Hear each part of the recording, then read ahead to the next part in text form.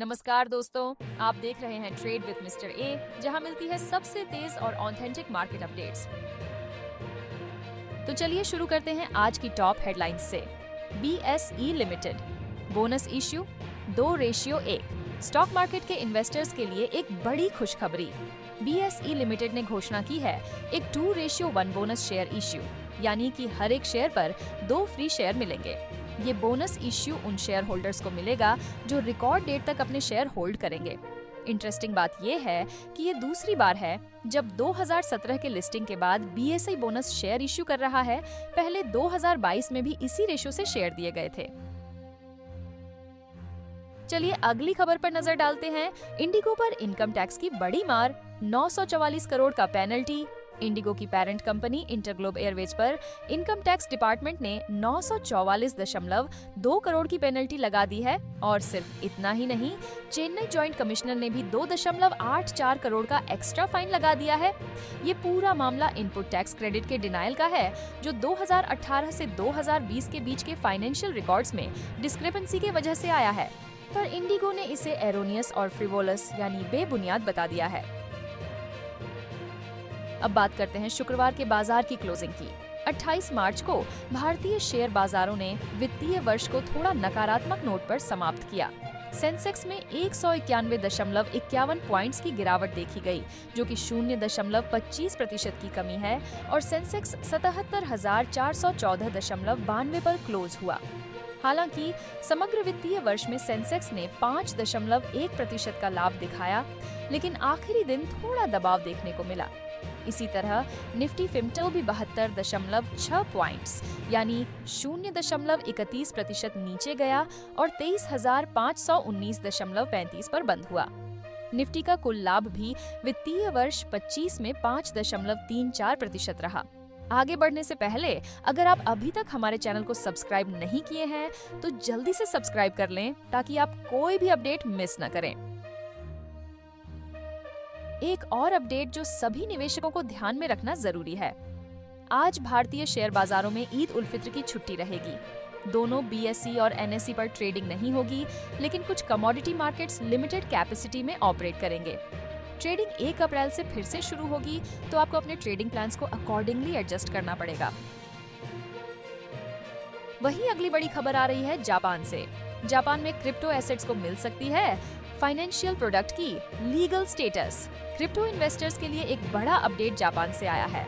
Japan की financial services agency FSA अब financial instruments और एक्सचेंज एक्ट को रिवाइज करने वाली है, ताकि क्रिप्टो एसेट्स को एक फाइनेंशियल प्रोडक्ट की तरह लीगल स्टेटस मिल सके।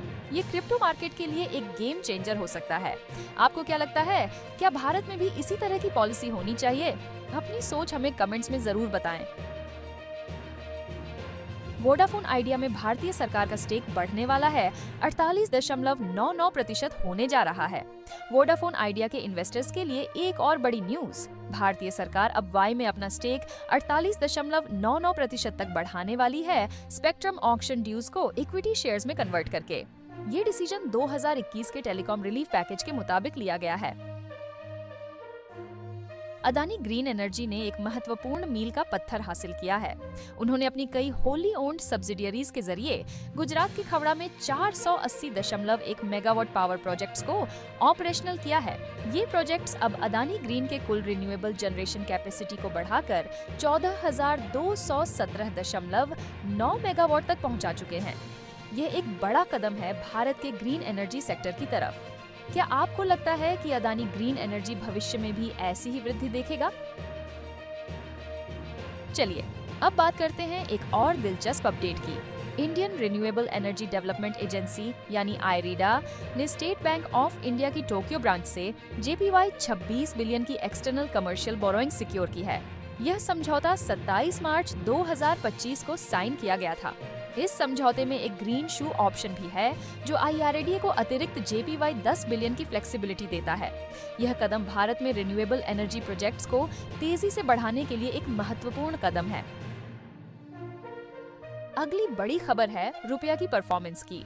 भारतीय रुपया ने शुक्रवार को 33 पैसे की तेजी दिखाई और US डॉलर के मुकाबले 85.46 तक क्लोज हुआ। ये रुपया का 3 महीने का सबसे ऊंचा स्तर है।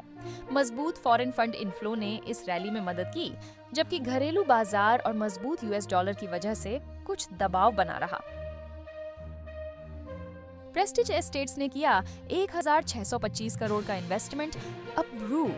Real estate giant Prestige estates projects limited ने अपनी Holi owned subsidiary Prestige hospitality ventures limited (PHVL) में 1625.04 करोड़ रुपए का इन्वेस्टमेंट अप्रूव किया है राइट्स इश्यू के जरिए।